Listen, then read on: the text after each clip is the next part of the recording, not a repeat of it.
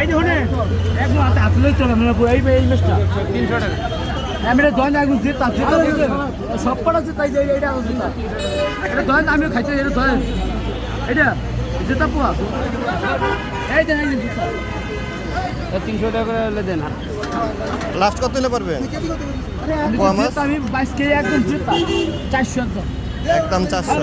এটা হচ্ছে ভাই কত সাব্বির হ্যাঁ ইলিশ কত করে?